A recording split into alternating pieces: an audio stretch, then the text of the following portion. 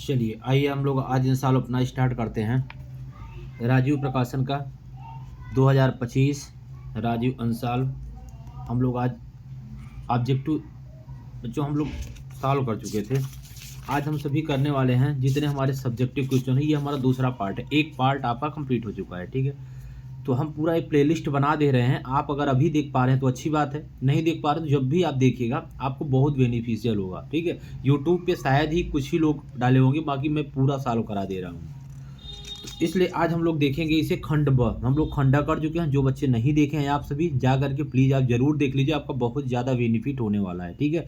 जो देख लिए हैं बहुत बहुत थैंक यू, आपका देख लिए हैं और आप अच्छे से इसको बार बार रिवीजन कीजिए। हम आपसे दावा करते हैं जो इस अंशालों को अगर 2 से 3 बार 4 बार अगर आप कर लेंगे तो 90 प्लस आपका कोई रोक नहीं सकता, ये मेरी गारंटी है, ठीक है। क्योंकि इससे बार बार वही रिपीट होंगे, अभी आप खुद देख लेंगे कि बार बार वही क्या होंगे, रिपीट होंगे, ठीक है। और बहुत जल्दी ये जैसे ही एक सेट कंप्लीट हो जाएगा फिर मैं एक सेट साइंस का कराऊंगा।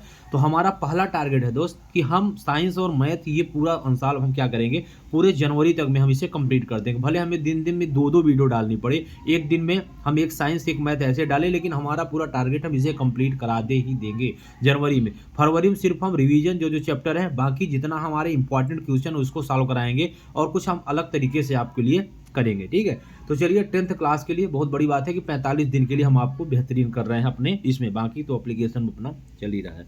तो चलिए फिर हम लोग स्टार्ट करते हैं अपना टाइम खराब ना करते हुए। एक सेट आप देख लिए होंगे, नहीं देखे होंगे प्लीज़ जाके देख लीजिए और चैनल को आप लाइक शेयर सब्सक्राइब जरूर करते रहिए। अपने दोस्तों तक भी इसे शेयर कीजिए जिससे उनको भी ज़्यादा से ज़्यादा लाभ मिल सके। चलिए हम लोग आज चलते हैं खंड ब। सभी खंड कीजिए। क्या है आपका, यही है ना 2025 वाला? हाँ बिल्कुल। तो चलिए आइए हम लोग देखते हैं। निम्नलिखित बारंबारता बंटन सारणी के आंकड़ों का समांतर माध्य इतना दिया है तो के का मान ज्ञात कीजिए। बहुत आज इजी है, ठीक है। 2 नंबर के क्वेश्चन हम लोग सब करते चल रहे हैं, कोई भी हम लोग छोड़ेंगे नहीं, ठीक है, सारे के सारे। और इसे आज पूरा कंप्लीट कर देना है, ये भी आपसे चैलेंज है कि एक दिन में देखिए हमारा 2 पार्ट आएगा। एक हमारा सेट का क्या होगा कि 2 पार्ट आएगा, एक पार्ट में ऑब्जेक्टिव रहेगा और एक पार्ट में हमारा सब्जेक्टिव रहेगा, ठीक है। हम लोग आज इसे पूरा थोड़ा स्पीड दोस्त बच्चों रहेगी आपकी, आपको भी पूरा कंप्रोमाइज करना होगा, मेरा साथ देना होगा, तभी मजा आएगा, ठीक है। क्लियर हो गया? आइए हम लोग स्टार्ट करते हैं अपना फर्स्ट क्वेश्चन। ब्लैक पेन ले लेते हैं। ये दिया हुआ है खंड ब। खंड ब लाइट ठीक है ना, कोई दिक्कत तो नहीं है, मस्त है।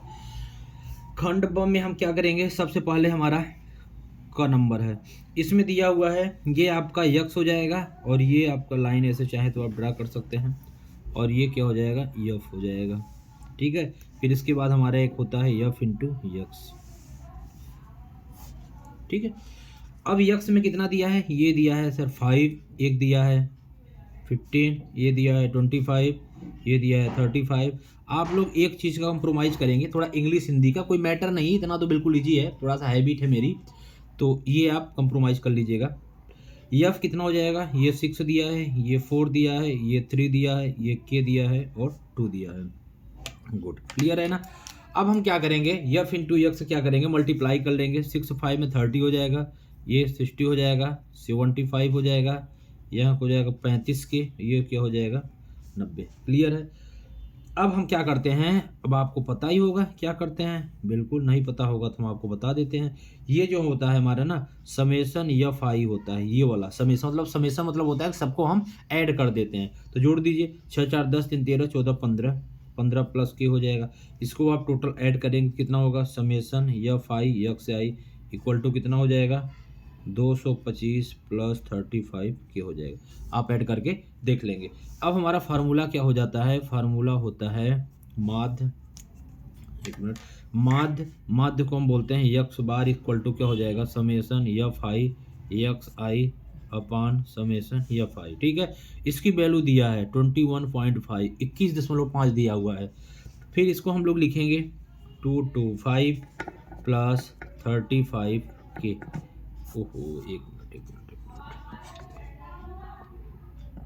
थोड़ा सा ऊपर कर लेते हैं क्योंकि ये फिर प्रॉब्लम हो जाएगी। चलिए सही, हम वहाँ से पेन से टच हो रहा था ना ये। अब क्या होगा, हम यहाँ नीचे कितना दिया हुआ है, समेसन एफ आई आपका दिया है 15 प्लस के, ये दिया हुआ है, ठीक है। हम इसको लिख लिए, ये फार्मूला बहुत ईजी है। इसका हम इधर मल्टीप्लाई कर देंगे तो 15 में 21 करेंगे कितना हो जाएगा 322.5 और प्लस हो जाएगा 21.5 के इक्वल टू हो जाएगा 225 प्लस कितना हो जाएगा 35 के। बस हम इसको क्रॉस मल्टीप्लाई, यहाँ 1 लिख लेते हैं, क्रॉस मल्टीप्लाई कर देते हैं, ये हो गया। अब हम क्या करेंगे 21.5 के इसको इधर लाएंगे, प्लस है तो माइनस हो जाएगा 35 के, ये 225 ये उधर जाएगा तो माइनस 322.5। सही है, यहाँ तक क्लियर है। अब इसको सब्ट्रैक्ट कर देंगे, मतलब घटा देंगे तो 13.5 के बराबर ये हो जाएगा 67.5। माइनस से माइनस क्या हो जाएगा, कट जाएगा, के इक्वल टू 67.5 और बटे कितना हो जाएगा 13.5। एक एक पॉइंट पे दशमलव है, हटा देंगे तो के इक्वल टू कितना आ जाएगा 5। ये आपको क्या हो जाएगा आंसर।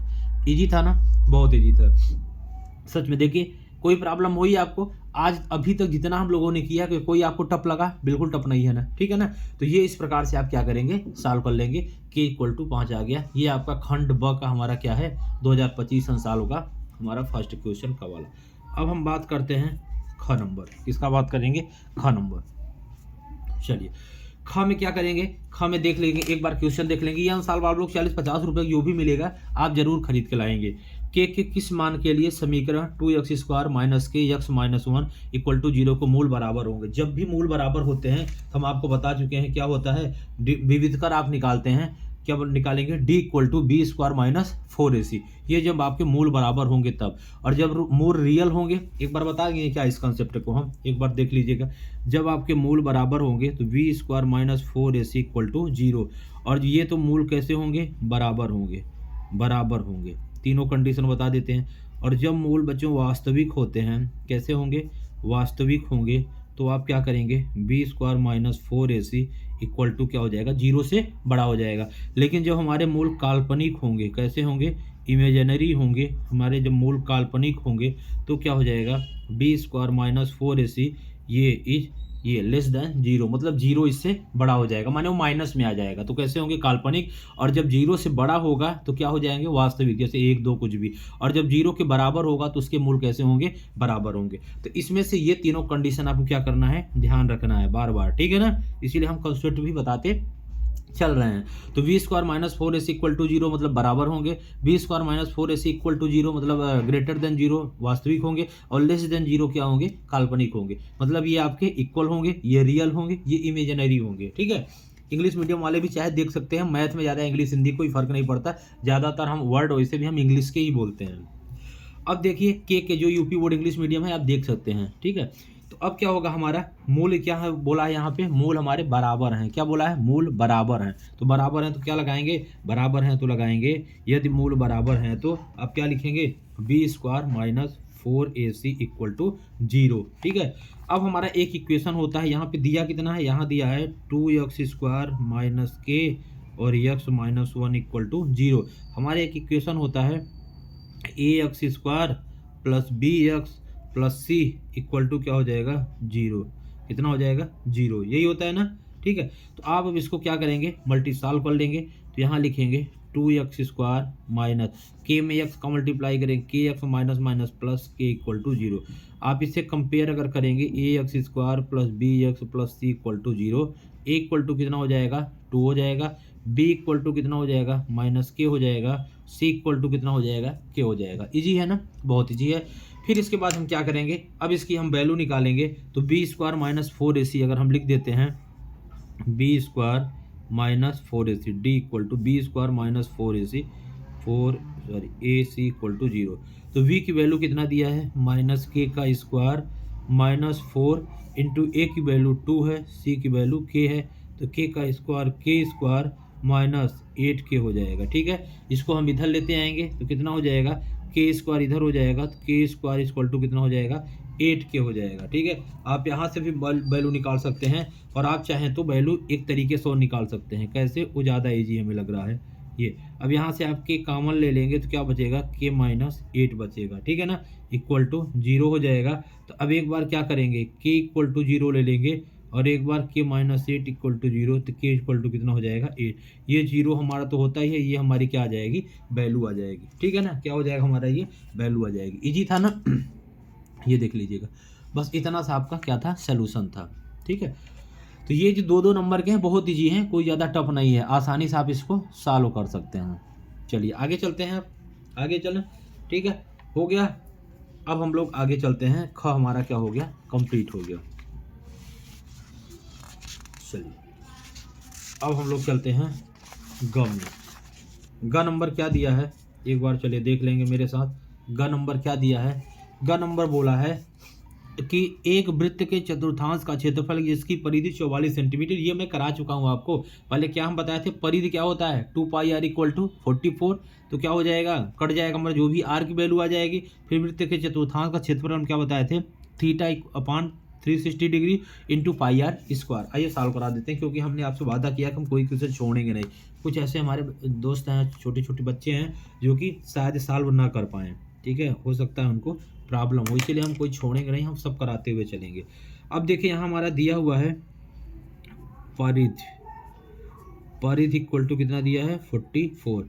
तो वृत्त की परिधि हमारा होता क्या है 2πr। 2πr इक्वल टू कितना हो जाएगा 44, ज़्यादा लाइट दिख रहा है क्या, 2 इंटू पाई की वैल्यू कितना हो जाएगा 22/7, आर निकालना है, ये हो जाएगा 44। आर इक्वल टू क्या हो जाएगा 44 इंटू 7, 2 इंटू 22, 22 दूना 44, 2 से 2 कट गया, आर इक्वल टू कितना हो गया 7 सेंटीमीटर। ये कितना वैल्यू आ गया आपका आर का। अब बात करेंगे, पूछा यहाँ पे क्या है, पूछा गया है कि परिधि इतना है तो वृत्त के चतुर्थांश का क्षेत्रफल, तो यहाँ फार्मूला लगा देंगे, वृत्त के चतुर्थांश का क्षेत्रफल, ठीक है, इक्वल टू वृत्त के चतुर्थांश का क्षेत्रफल कितना हो जाएगा theta upon 360 into πr square. ठीक है, तो थीटा की वैल्यू हमेशा हम क्या रखते हैं 90 डिग्री, 3 पाई की वैल्यू कितना रख देंगे 22/7, और इंटू आर की वैल्यू 7 इंटू 7, ये 9 चौक 36, 2 दूनी 4, 2 11, कितना आ गया 11 7 77, 77/2। ठीक है, क्लियर हो गया। ये आपका परिधि निकाल लिए, फिर यहाँ से चतुर्थांश का क्षेत्रफल निकालिए, इतना आ गया, ये आपका आंसर आ गया। ये क्वेश्चन एक आप लोग ऑब्जेक्टिव में भी किए थे, आपको याद होगा। तो आगे चलें, घ नंबर हो गया, हम चलते हैं बच्चों घ नंबर पे। सिद्ध कीजिए कि 5 + √3 एक अपरिमेय संख्या। अपरिमेय संख्या लिख के ले लीजिए, 100% आएगा, 100%। आप पेपर करके आएंगे तो खुद ही बताएंगे, एक अपरिमेय संख्या है। तो अपरिमेय संख्या है तो हम इसको कैसे लिखेंगे, हम सब आपको बहुत डिटेल में पहले लिखा देते हैं, क्योंकि अभी हम लोग प्रूव कर चुके हैं √3 √2 ये सब क्या होता है हमारा अपरिमेय संख्या, जो अपने एप्लीकेशन वाले बच्चे सबको पता होगा।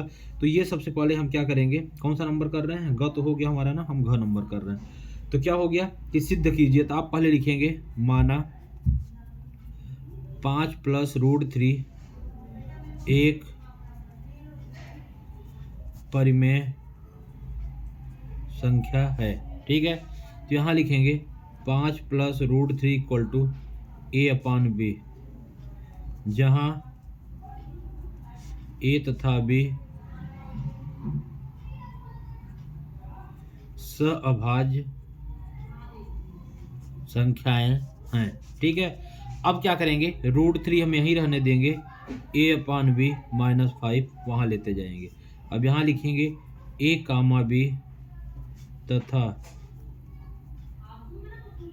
5 पूर्णांक हैं, अतः a/b -5 एक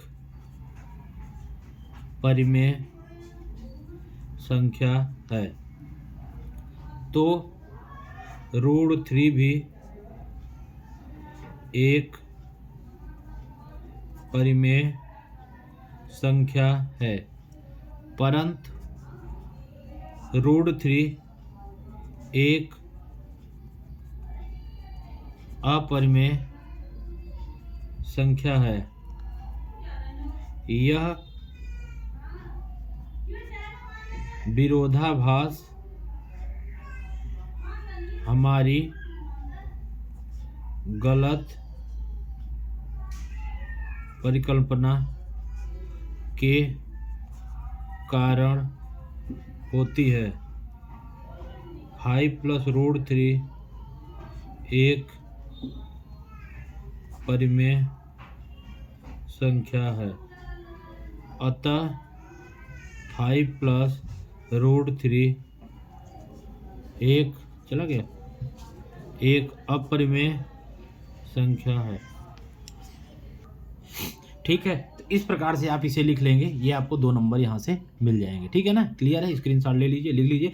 जिसको भी पीडीएफ चाहिए, हम आपको कल बताए भी थे, जिस किसी को अगर पीडीएफ चाहिए कि सर हमें पीडीएफ चाहिए, तो आप इस नंबर पे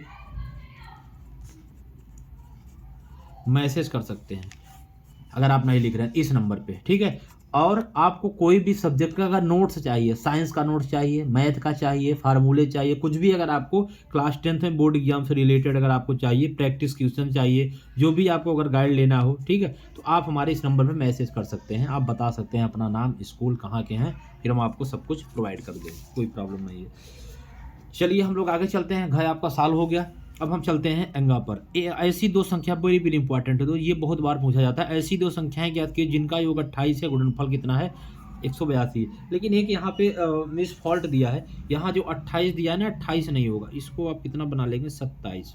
ये 27 है, ये 28 में साल ही नहीं होगा। ठीक है, इसको आप 27 बना लेंगे, अपने अनुसार में बना लेंगे, कोई दिक्कत नहीं है। ठीक है, चलिए आगे चलते हैं, करते हैं। दिख रहा है ना? सही दिख रहा होगा। ये अंगा नंबर, इसमें ऐसी दो संख्याएं ज्ञात कीजिए जिनका वो कितना दिया? 27 दिया है। तो आप यहां लिखेंगे माना पहली संख्या कितना है? यक्स है, और लिखेंगे दूसरी संख्या कितना है? 27 माइनस यक्स है। ठीक है, उनका योग 27 है, दूसरी संख्या 27 माइनस, क्योंकि यक्स क्या हो जाएगा? ये 27 माइनस यक्स हो जाएगा। अब हम यहाँ लिखेंगे प्रश्नानुसार, क्या लिखेंगे? प्रश्नानुसार 27 है तो उनका गुणनफल 182 है, तो इनका गुणनफल, तो पहली संख्या यक्स है और ये कितना हो जाएगा? 27 माइनस यक्स इक्वल टू कितना हो जाएगा? 182। मल्टीप्लाई कर देंगे, 27 x minus x square equal to 182। ठीक है, अब क्या करेंगे? ये आपका हो जाएगा minus x square plus 27 x, ये इधर आएगा तो माइनस 82 इक्वल टू क्या हो जाएगा? 0 हो जाएगा। ठीक है, अब यहाँ अगर माइनस कॉमन ले लेते हैं तो x square minus 27 x plus 182 equal to 0, ये आपका उधर चला जाएगा माइनस, तो क्या बचेगा? यक्स स्क्वायर 27 एक्स और प्लस 182 इक्वल टू 0। अब ये किसका होगा? अब 27 जोड़िए घटाइए, ये 182 में करेंगे तो किसका होगा? 14 13, किसका होगा? 14 13, ये फैक्टर होगा x square minus 14 x minus 13 x plus 182 equal to 0। यहाँ आप यक्स कॉमन ले लेंगे, बचेगा यक्स माइनस 14 माइनस 13 कॉमन ले लेंगे, x minus 14 equal to 0। X minus 14 एक ब्रैकेट में, यक्स माइनस 13 एक ब्रैकेट में। ठीक है ना, तो ये यहाँ से इसकी वैल्यू आपकी आ जाएगी, क्या आ जाएगी?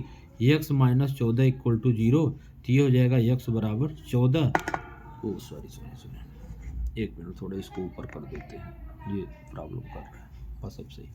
ठीक है, और ये हो जाएगा x minus 13 equal to 0, x equal to कितना हो जाएगा? 13। ठीक, चलिए ये आपका क्लियर हो जाएगा। ठीक है, x equal to 14, x equal to 13। यहाँ तक किसी कोई डाउट तो नहीं है ना? बिल्कुल आसान था, एकदम मस्त समझ में आ गया। अब देखिए हम बात करते हैं, ये क्लियर हो गया? इसको नोट कर लीजिए, बहुत वेरी वेरी इंपॉर्टेंट क्वेश्चन है, ये बहुत बार पूछा जाएगा, इस साल भी आएगा। ठीक है, अब हम बात करते हैं अपना, एक और बचा हुआ है केवल इस खंड में, च।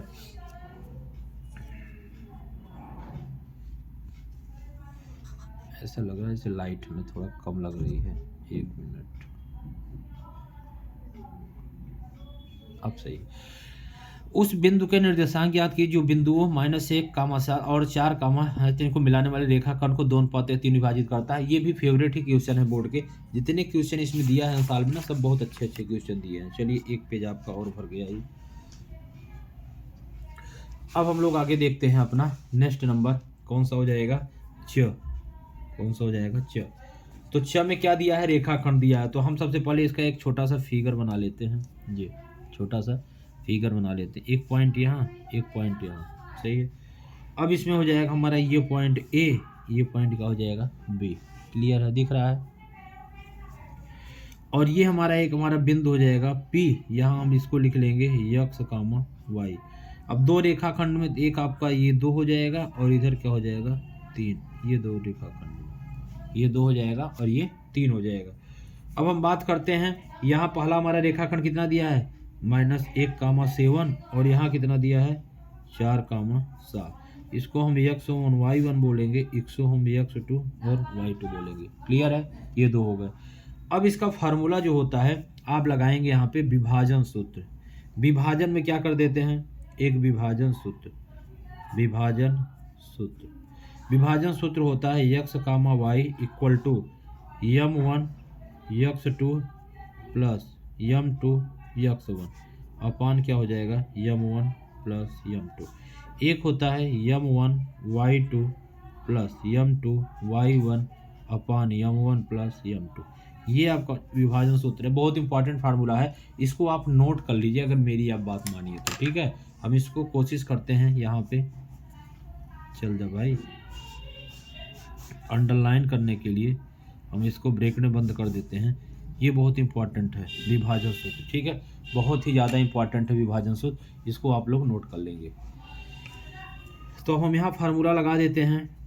m1 कितना दिया है, ये आपका m1 है 2, m2 है 3, तो लिखेंगे 2 × 4 प्लस 3 × -1 अपान क्या हो जाएगा 2 + 3, कामा हो जाएगा 2 × -3 प्लस 3 × 7 अपान क्या हो जाएगा 2 + 3, कितना हो गया 8 - 3 अपान 5, कामा ये कितना हो गया -6 + 21 अपान कितना हो गया 5। ठीक है, अब ये क्या हो गया 5/5, कामा ये कितना हो गया 15/5, ये हो गया, तो कितना आ गया 1, 3। ये आपका क्या आ गया आंसर। क्लियर है, बस बहुत ईजी था, बस वैल्यू आपने पुट कर दिया, आंसर आ गया, कुछ इसमें ज़्यादा कुछ करना नहीं था। चलिए, अब हमारा हो गया प्रश्न 2। अब हमारा क्या हो गया प्रश्न 2, खंड ब का प्रश्न 1 कंप्लीट हो गया। इसमें से 5 खंडों को करना है, लेकिन हम आपको पूरे के पूरे कराएंगे। 5 खंडों को क्या करना है सॉल्व करना है, लेकिन हम आपको क्या करेंगे पूरे के पूरे कराएंगे, क्योंकि 5 खंड आपको नहीं करना है, आपको सारे करना है। पेपर में आपको 5 ही खंड करने हैं, इसमें से बाकी पूरे नहीं करना है। 6 दिया है ना, तो आपको 5 ही करना है। इसमें दिया गया है द्विघात समीकरण, द्विघात समीकरण आपका दिया गया है। तो द्विघात समीकरण कौन सा है, ठीक है, द्विघात समीकरण आपका, द्विघात समीकरण इसमें दिया गया है f(x), ये देखिएगा एक बार देख लीजिएगा। द्विघात समीकरण बहुपद f(x) = 3x² - x - 4 के शून्य ज्ञात कीजिए, शून्यकों तथा इसके गुणांकों के बीच संबंध का सत्यापन कीजिए। बिल्कुल इजी है, कुछ ज़्यादा आपको करना नहीं है। ठीक है, इसमें दिया गया है, हम लोग लिख लेंगे f(x) = कितना दिया है 3x² - x - 4।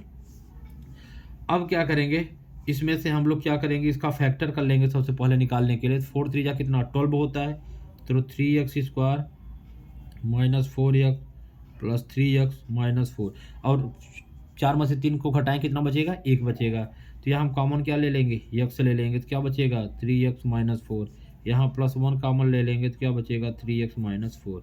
एक ब्रैकेट में क्या होगा 3x - 4, दूसरे ब्रैकेट में होगा x + 1। अगर यहाँ से आप वैल्यू निकालते हैं 3x - 4 = 0, तो यहाँ हो जाएगा 3x = 4, x = कितना हो जाएगा 4/3। यहाँ से x + 1 = 0, x = कितना हो जाएगा -1। ये आपके दो वैल्यू यहाँ से आएंगे। इसका मतलब आप कह सकते हैं कि अल्फा = आया -4/3 और बीटा आपका जो आ गया -1। ठीक है ना, ये माइनस नहीं प्लस में आया है, ये बीटा आपका -1 आ गया। तो अब आपको निकालना क्या है, अब आपको निकालना है इसकी वैल्यू निकालना है, शायद ना यही निकालना था क्या, इसमें निकालना शुल्कों तथा गुणांकों के बीच संबंध क्या कीजिए। हाँ यही तो था, ठीक है, अब आप यही तो था शायद, ठीक है, और तो कुछ निकालना नहीं है। आप ABC का मान निकाल चाहें तो निकाल सकते हैं, या फिर आइए यहाँ पूरा इसको हम निकाल लेते हैं। इसको संबंध पूछा है ना, तो संबंध निकाल लेते हैं। तो आप यहाँ लिखेंगे Px = ax² + bx + c = 0। तुलना कर देंगे किससे, ये आपका दिया है 3x² - x - 4, क्या करने पर तुलना करने पर। ये अच्छे क्वेश्चन है। यहाँ से आपके 4-4 नंबर के मार्क्स आ जाते हैं ना, इसलिए थोड़े से क्वेश्चन बड़े, लेकिन बहुत ईजी है। ए इक्वल टू कितना हो जाएगा 3, बी इक्वल टू कितना हो जाएगा -1, सी इक्वल टू कितना हो जाएगा -4। बस तुलना हमने कर दिया। अब फार्मूला क्या होता है हम बता चुके हैं, नहीं पता तो यहाँ से लिख लीजिए। शून्यकों का योगफल क्या हो जाएगा, शून्यकों का योगफल alpha plus beta equal to -b/a। शून्यकों का योगफल यहाँ से आ जाता है। इसको हम ब्रैकेट में बंद कर देते हैं, ये बहुत इंपॉर्टेंट है। ठीक है, आप इसको चाहें तो हाईलाइट भी कर सकते हैं, ये सब इंपॉर्टेंट है। चलिए हमने इसे हाईलाइट भी कर दिया भाई। शून्यकों का योगफल ये हो जाएगा। तो यहाँ आप क्या करेंगे, वैल्यू पुट कर देंगे। तो अल्फा की वैल्यू कितना दिया था 4/3, ये दिया हुआ है। ठीक है 4/3, और प्लस बीटा की वैल्यू दिया है -1 इक्वल टू -b/a। तो माइनस और b की वैल्यू दिया है -1 और a की वैल्यू दिया है 3। तो 4/3 -1 equal to minus minus plus 1/3। LCM ले लेंगे 3, 4 - 3 इक्वल टू 1/3। कितना हो जाएगा 1/3 इक्वल टू कितना हो गया 1/3। ये तो बिल्कुल आ गया। अब आप यहाँ से निकालेंगे शून्यकों का गुणनफल। क्या निकालेंगे, शून्यकों का गुणनफल। गुणनफल क्या होता है, alpha plus B, alpha into beta, alpha into beta equal to क्या होता है C/A। ये आप फार्मूला नोट कर लेंगे, alpha into beta C/A। Alpha की वैल्यू दिया है 4/3, बीटा की वैल्यू दिया है -1, सी की वैल्यू कितना दिया है -4 दिया है, और माइनस यहाँ तो होता नहीं, ए की वैल्यू दिया है 3। तो मल्टीप्लाई कर देंगे -4/3 इक्वल टू 4/3, माइनस लगा देंगे, ये आपका आ गया। क्लियर हो गया, सेम आया ना। इसके बीच रिलेशन आपको संबंध बताना था 1/3 1/3। ये बहुत इंपॉर्टेंट है, आप इसको 1 से 2 बार कर लीजिएगा, बहुत ज़्यादा इंपॉर्टेंट क्वेश्चन है ये, बार बार आपके बोर्ड में पूछे गए हैं। ठीक है, जो जो पूछे गए हैं वही हम करा रहे हैं, कोई दिक्कत नहीं है। आगे चलें, क्लियर होता चल रहा है ना। अब देखिए ये वेरी वेरी इंपॉर्टेंट क्वेश्चन है, ये आपका ट्रिग्नोमेट्री का है। cot a minus cos a upon cot a plus cos a cos a के -1 cos a के +1। ये बहुत बार आया है, इसको आप थोड़ा सा ध्यान से करिएगा। चलिए हम लोग सॉल्व करते हैं। अगला क का, ये तो क था हमारा ना, ये क था। अब हम लोग सॉल्व करेंगे ख नंबर। ठीक है, सबको समझ में आ रहा है ना, समझ में अगर आ रहा है, अच्छा लग रहा होगा तो वीडियो को आप शेयर जरूर करिए, अगर मेहनत आपको लग रही होगी, थोड़ा बहुत कर रहे हैं। ठीक है, तो ये आप ही के लिए कर रहे हैं, बाकी हमारा इसमें बहुत ज़्यादा कुछ हो नहीं है, लेकिन बस लग रहा है ताकि आप इसमें अच्छे नंबर पा जाएं, बस हम यही चाहते हैं। प्रूफ क्या करना है, cot a minus cos a upon cot a plus cos a equal to cos a के -1 अपॉन cos a के +1। ठीक है, ये आपको क्या करना है, प्रूव करना है। तो हम क्या करेंगे, सबसे पहले जो कॉट आप LHS यहाँ से ले लेंगे, आप किसी से कर सकते हैं LHS या RHS। तो cot a minus cos a upon क्या हो जाएगा cot a प्लस क्या हो जाएगा cos a। अब देखिए यहाँ cos और साइन में लाना है ना, तो cot a का फार्मूला एक हमारा होता है, आपको पता होगा, cot थीटा इक्वल टू क्या होता है cos थीटा अपॉन क्या होता है sin थीटा। ये फार्मूला आपको पता होगा, नहीं पता होगा इसको आप नोट कर लीजिएगा। ठीक है, इस फार्मूले को आप नोट कर लीजिएगा, इंपॉर्टेंट फार्मूला है। इसको हम हाईलाइट भी कर देते हैं, जो जो इंपॉर्टेंट चीज़ें हैं ये आप इसको नोट कर लीजिएगा, बहुत इंपॉर्टेंट है ये। तो अब क्या हो जाएगा, cot a इक्वल टू क्या हो जाएगा cos a अपॉन क्या हो जाएगा sin a, माइनस क्या हो जाएगा cos a। यहाँ cot a का फिर फार्मूला क्या हो जाएगा cos a अपॉन क्या हो जाएगा sin a, और प्लस क्या हो जाएगा cos a। ठीक है, अब यहाँ हम क्या करेंगे, यहाँ पे एलसीएम ले लेंगे। तो एलसीएम क्या हो जाएगा, यहाँ पे sin a इधर मल्टीप्लाई होगा तो क्या हो जाएगा cos a minus sin a into cos a। फिर यहाँ अपॉन में कर लेंगे, तो यहाँ फिर से क्या हो जाएगा sin a। ठीक है, sin a एलसीएम ले लेंगे, और यहाँ हमारा क्या हो जाएगा sin a इधर आ जाएगा, ये हो जाएगा cos a plus sin a into cos a। बस यहाँ हम एलसीएम ले रहे हैं, बाकी कुछ भी नहीं कर रहे हैं। ठीक है, अब sin a कट गया तो क्या आ जाएगा cos a यहाँ। ठीक है, minus sin a into cos a, और यहाँ क्या हो जाएगा cos a plus sin a into cos a। सही यहाँ तक ना, अब ज़्यादा बचा नहीं है, यहाँ सॉल्व कर देते हैं जिससे पूरा कंप्लीट ही हो जाए। यहाँ तक क्लियर हो गया, ठीक है ना, यहाँ तक ये क्लियर हो गया। अब आप क्या करेंगे, दोनों में कॉस से कॉमन ले लेंगे। तो अगर हम कॉस से कॉमन ले लेते हैं तो यहाँ क्या बचता है 1 माइनस साइन ए, और नीचे अगर कॉस से हम यहाँ कॉमन लेते हैं तो 1 प्लस साइन ए। यहाँ अगर कॉस से हम कॉमन ले लेंगे तो क्या बचेगा 1 प्लस साइन ए। कॉस से क्या हो गया, कट गया। तो आप क्या लिख सकते हैं 1 माइनस साइन ए। कभी कभी ये भी पूछा, एक बार ये भी पूछा गया है, ठीक है, 1 minus sine A upon 1 plus sine A. अब देखिए 1 minus sine A equal to क्या लिख सकते हैं, साइन ए का फार्मूला होता है, अपोजिट इसका क्या होता है कोसेक ए। तो साइन ए इक्वल टू लिख सकते हैं 1 अपान कोसेक ए, और यहाँ क्या लिख सकते हैं 1 अपान कोसेक ए। अब यहाँ हम एलसीएम ले लेंगे तो क्या हो जाएगा कोसेक ए माइनस 1 अपान कोसेक ए। फिर यहाँ हो जाएगा तो यहाँ क्या हो जाएगा कोसेक ए प्लस 1 अपान कोसेक ए। आप सोचेंगे सर बहुत बड़ा था, कोई बात नहीं, थोड़ा सा बड़ा था। अब ये क्या हो जाएगा कोसेक ए माइनस 1 अपान ये क्या हो जाएगा कोसेक ए प्लस 1, ये हो जाएगा आपका आर एच यस। सही था, थोड़ा सा बड़ा था, कोई बात नहीं, इतना आप एडजस्ट कर सकते हैं। अब 4 मार्क्स में है, थोड़ा बहुत तो बड़ा होगा ही, देख लीजिए एक बार। ये पूरा इसका सोल्यूशन था, इजी था, कोई कठिन नहीं था, बस थोड़ा सा आपको माइंड बस लगाना था, बाकी कोई ज़्यादा दिक्कत नहीं थी। एक फार्मूला ये है। अभी हम ट्रिग्नोमेट्री का ना फार्मूले सारे लिखा देंगे। चले फिर आगे चलते हैं। ग नंबर देखेंगे, यदि एक बिंदु P से O केंद्र वाले किसी वृत्त पर PA PB स्पर्श रेखाएं परस्पर 80 डिग्री के कोण पर झुकी हैं तो POA का मान बताइए। तो चलिए मान बताते हैं हम लोग। इसका एक पहले छोटा सा फिगर बना लेते हैं, ठीक है।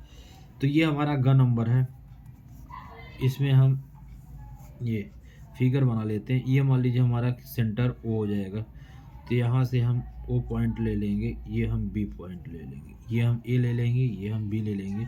अब यहाँ से कोई पॉइंट आपका P है तो A से आप P तक लाइन ड्रा कर लेंगे, और ये B से ये तक कर लेंगे, ये सीधा रखिएगा इसे। ये आपका 80 डिग्री बोल रहा है, एंगल बनाता है, ठीक है।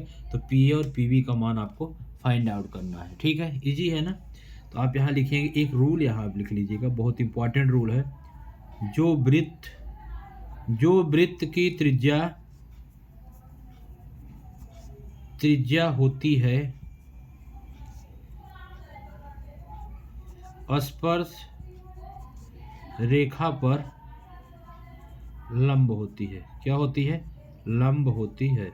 जो वृत्त की त्रिज्या होती है स्पर्श रेखा पर क्या होती है, लंब होती है। तो ये आपको निकालना है, POA की वैल्यू क्या करना है, फाइंड आउट करना है। क्लियर है, क्लियर है। तो आप यहाँ लेंगे ट्रेंगल OAP में ये वाला, ठीक है। तो इसमें आप ले लेंगे, इसमें हो जाएगा एंगल OAP और प्लस हो जाएगा, ये कितना हो जाएगा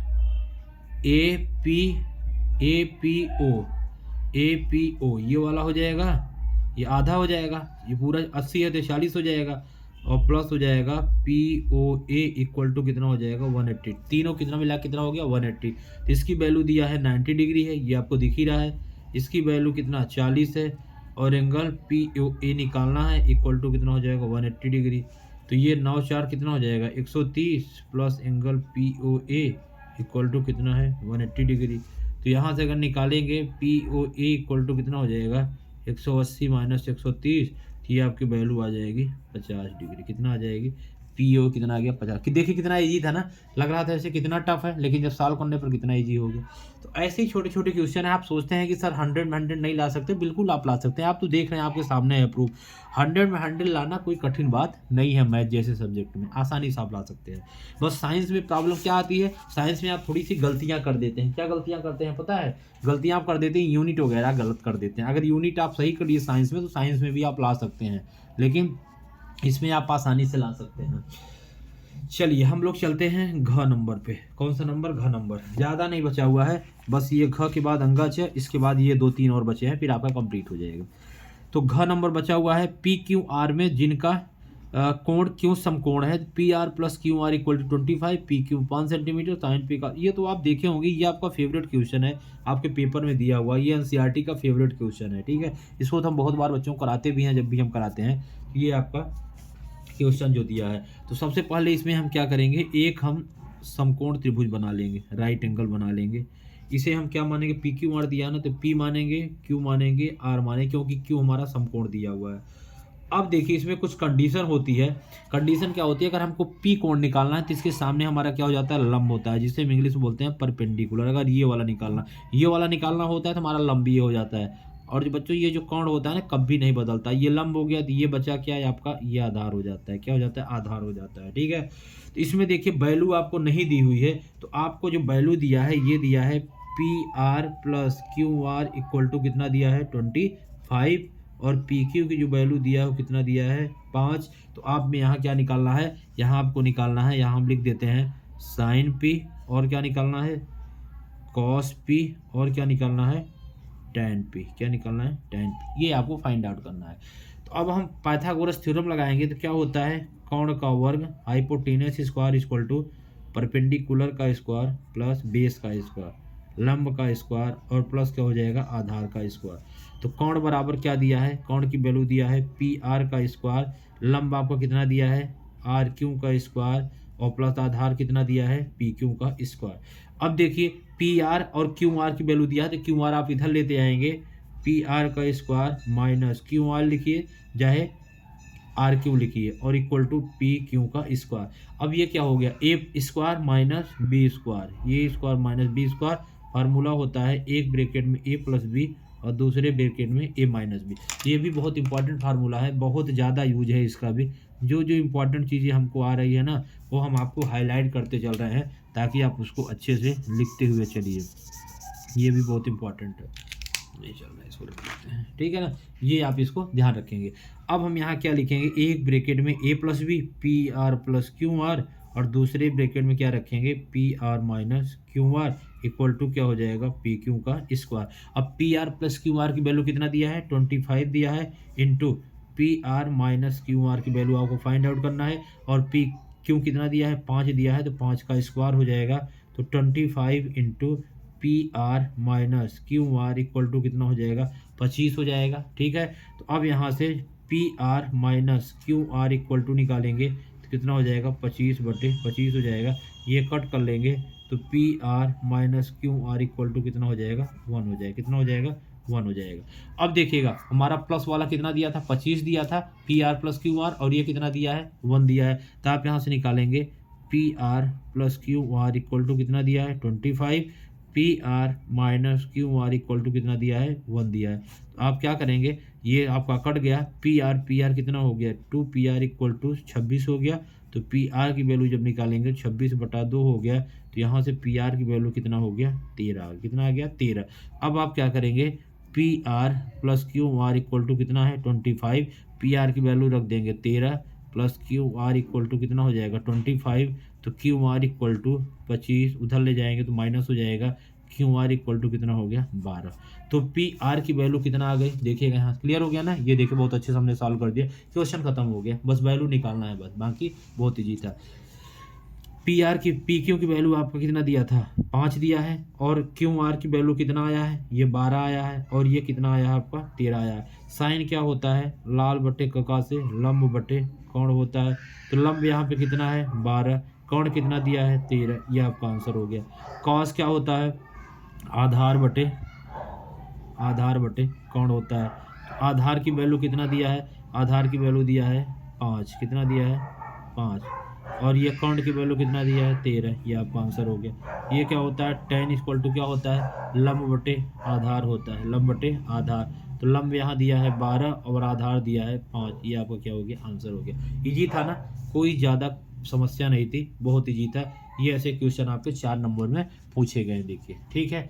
क्लियर हो गया यहाँ तक, मज़ा आ रहा है ना। मज़ा आ रहा है तो आप जल्दी से वीडियो को लाइक कर दीजिए, क्योंकि वीडियो को बनाने में बहुत ज़्यादा मेहनत लगती है। इतनी ठंडी में आप सबके लिए सोचिए, मेहनत की जा रही है, फ्री में, कोई चार्ज नहीं है। तो आप प्लीज़ वीडियो को आप लाइक ज़रूर कीजिए, और अपने सभी मित्रों तक शेयर ज़रूर कीजिएगा, ठीक है। और आपसे कुछ नहीं चाहिए, बस इतना ही, लाइक शेयर सब्सक्राइब चैनल को जरूर कर लीजिए।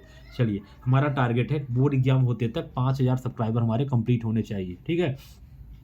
और आप लोग अगर वीडियो में अगर प्यार सपोर्ट दिखाएंगे तभी देखे आगे वीडियो हम कंटिन्यू कर पाएंगे, नहीं तो फिर मतलब ही क्या निकलेगा, हम कुछ और कंटेंट बनाने लगेंगे, ठीक है। हम तो इसलिए कंपटीशन वाली भी क्लासेस स्टार्ट करते हैं, लेकिन आप सबके मैसेज से और व्हाट्सएप पे आपने बोला कि सर क्लास 10 का साल आप हर साल कराते हैं, इस साल नहीं कराएं, हम कहे चलो भाई हम करा देते हैं, इसलिए हम कराने स्टार्ट कर दिए।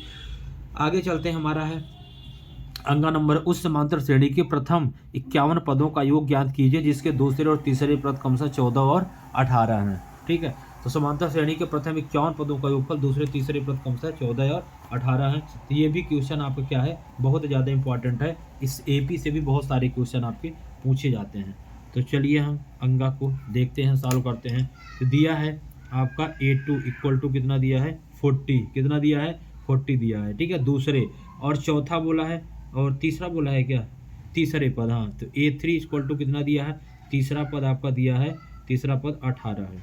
तो हमारा फार्मूला क्या होता है, हमारा फार्मूला होता है AN equal to A plus N minus 1 into D होता है, यही तो होता है ना, A plus N minus 1 into D. अब हमारा A2 निकालेंगे तो क्या हो जाएगा, A प्लस यहाँ 2 माइनस 1 इंटू डी, ये हो जाएगा। अब इसकी वैल्यू कितना दिया है 40 दिया है, तो A प्लस 2 माइनस 1 हो जाएगा डी, तो A plus D equal to कितना हो गया यहाँ से 40, इक्वेशन नंबर 1, ये हमारा आ गया, क्लियर हुआ।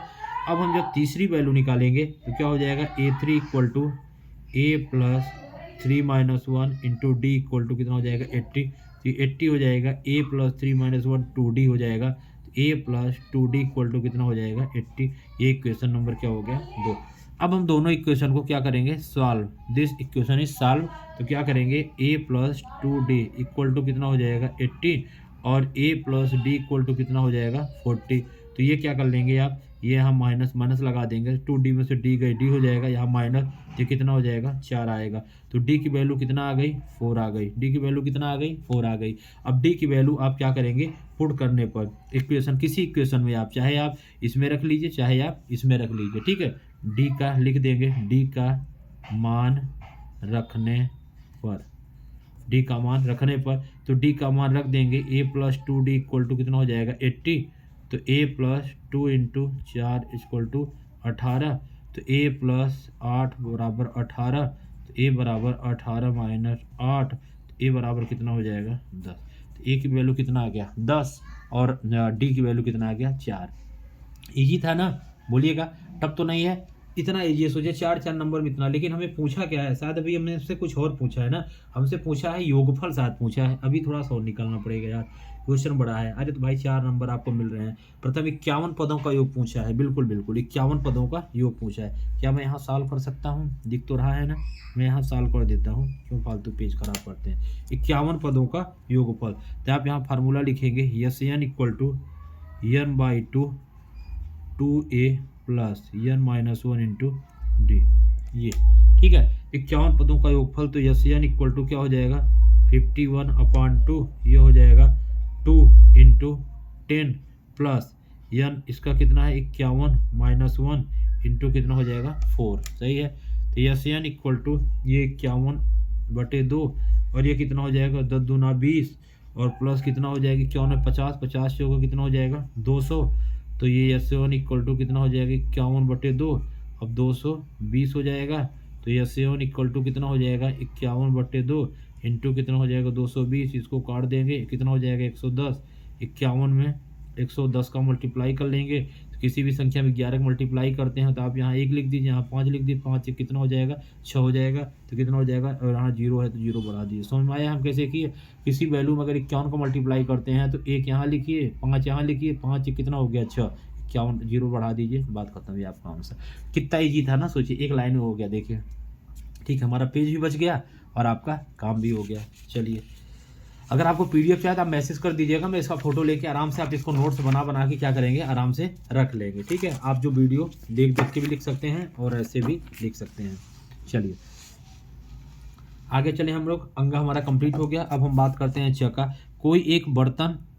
कोई बर्तन एक खोखले अर्धगोले के आकार का है जिसके ऊपर एक खोखला बेलन अध्यारोपित है। अर्धगोले का व्यास 14 सेंटीमीटर, इस बर्तन की कुल ऊंचाई 13 सेंटीमीटर, इस बर्तन का आंतरिक पृष्ठ क्षेत्रफल ज्ञात कीजिए। चलिए, तो हम लोग अब निकालते हैं 6 नंबर।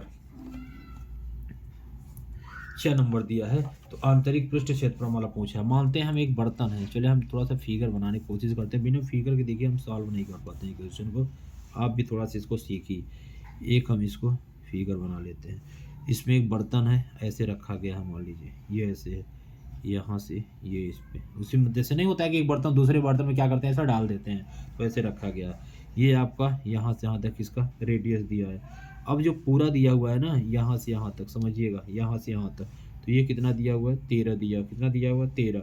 और जो यहाँ से यहाँ तक है ना, यहाँ से यहाँ तक, यहाँ तक, ये कितना है आपका, 6 है। कितना है, 6 है ये। तो ये आपका रेडियस जो दिया है, कितना दिया है आपका, ये डायमीटर दिया है 14, तो रेडियस कितना हो जाएगा, 7।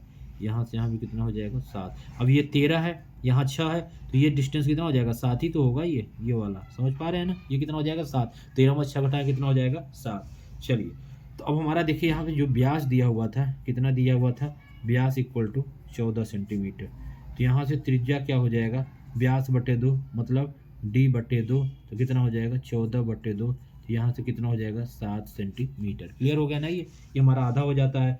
तो अब बेलन की ऊंचाई जब यहाँ से निकालेंगे, 13 - 7 कर देंगे, तो कितना आ जाएगा, 6 सेंटीमीटर, जो अभी हमने आपको निकाल के दिखाया, ये 6 सेंटीमीटर। क्योंकि लिखना भी पड़ेगा ना दोस्तों सारा कुछ। बेलन का कुल पृष्ठीय क्षेत्रफल कितना हो जाएगा, अर्धगोला का पृष्ठीय, लिखते नहीं बना, थोड़ा सा ठंडी यार, हाथ लिखते नहीं बना, थोड़ा सा कोशिश करिएगा आप लोग समझने की। बेलन का, आपको पता होगा कि दिल्ली में और ज़्यादा ठंडी पड़ती है, ठीक है, तो हम दिल्ली में, इसमें ठंडी थोड़ा सा ज़्यादा है, आपको एडजस्ट करना है। तो बेलन का कुल पृष्ठीय क्षेत्रफल क्या हो जाएगा, अर्धगोले का पृष्ठीय प्लस बेलन का पृष्ठीय, तो ये क्या हो जाएगा, 2πr² और प्लस क्या हो जाएगा, 2πr। यहाँ से अगर हम कॉमन ले लेते हैं तो क्या हो जाएगा, 2πr और क्या हो जाएगा, r+h, ठीक है। तो अब हम यहाँ वैल्यू रख देंगे, 2 × 22/7, और r की वैल्यू 7, और क्या हो जाएगा, 7 + 6। यहाँ से 7 7 कट गया, 22 दूना 44 और 7 6 13, तो कितना हो जाएगा, 572 सेंटीमीटर स्क्वायर। निकालना तो यही था ना, हाँ, पृष्ठीय क्षेत्रफल यही निकालना था, बिल्कुल यही निकालना था, पृष्ठीय क्षेत्रफल। ये देखिए पृष्ठीय क्षेत्रफल, ठीक है। तो क्लियर हो गया, इतना समझ में आ रहा है ना एकदम अच्छे से। तो हमारे 2 क्वेश्चन हो गए। अब तीसरा बचता है, तो इसमें से कितने बचते हैं, 1 2 और 3 4। अभी इसमें 3 4 है, ये थोड़े बड़े बड़े हैं, थोड़ा ठंडी थोड़ा सा ज़्यादा है, सुबह सुबह का टाइम है, तो अब हम आज इतना ही रखते हैं, ठीक है। फिर हम लोग नेक्स्ट पार्ट में उसको अपना कंप्लीट कर लेंगे, ठीक है। तो उम्मीद है आप सभी को आज बहुत अच्छे से क्लियर हो पाया होगा। और हम इसीलिए अभी थोड़ा सा, जैसे अगर आपको 1 घंटे का ही हम बनाएंगे, थोड़ा सा बस ज़्यादा है, कम है, 50 मिनट का है, कोई बात नहीं, इतना सफिशियंट है, ताकि आप ऊबे नहीं। अभी स्टार्टिंग में थोड़ा थोड़ा देखते चलिए और अच्छे से नोट्स बनाते चलिए, आपको ऐसा सोल्यूशन नहीं मिलेगा जिस प्रकार से हम आपको इतना आराम से अच्छे से करा रहे हैं। फिर ये कंप्लीट हो जाएगा, फिर सेट 1 हम लोग 2024 का स्टार्ट करेंगे, फिर ऐसे 24 के बाद फिर हम लोग 23 का स्टार्ट करेंगे। 24 के कई सेट हैं सारे, ठीक है ना, 2 3 फिर कितना, 4 सेट, 4 सेट के बाद फिर 5 सेट, 7 सेट, 6 सेट के बाद फिर 7 सेट होगा, हाँ 7 सेट है। तो 7 सेट हम 2024 का करा देंगे। तो इतना अगर आप कर लेते हैं ना, आपके लिए बहुत, सच बता रहे हैं, आपके लिए बहुत सफिशियंट हो जाएगा। इससे अच्छा आपको सोल्यूशन नहीं मिलेगा। 24-23 पूरा हम करा देंगे ये। तो बताइए, उम्मीद है आप सभी को वीडियो बहुत अच्छी लग रही है। अगर लग रही होगी तो आप लाइक जरूर बिल्कुल करना ना भूलेंगे, और चैनल पर अगर नए आए हैं, अभी तक सब्सक्राइब नहीं किया तो बिल्कुल आप कर लीजिए, क्योंकि 11th की क्लासेस भी हम आपको अच्छे से प्रोवाइड कराएंगे, ठीक है। फिर धीरे धीरे आपको हम बहुत सारा कुछ मटेरियल देने वाले हैं। और अपने दोस्तों तक जरूर शेयर कर दीजिएगा कि अगर अंसाल आप राजीव का कर रहे हैं, अगर आपको प्रॉब्लम, आप यूपी बोर्ड के इंग्लिश मीडियम, हिंदी मीडियम, तो आप जरूर अंसाल को, आपको बहुत ज़्यादा बेनिफिट मिलने वाला है, ठीक है। तो अपने दोस्तों को शेयर कराएं, लाइक कराइए। बाकी हम लोग को मिलते हैं नेक्स्ट वीडियो में। अपना स्वास्थ्य का ख्याल रखिए, बाकी अच्छे से पढ़ाई रखिए, और बड़ों का सम्मान, छोटों से प्यार बनाए रखिए। Thank you, all the best. मिलते हैं हम लोग नेक्स्ट वीडियो में।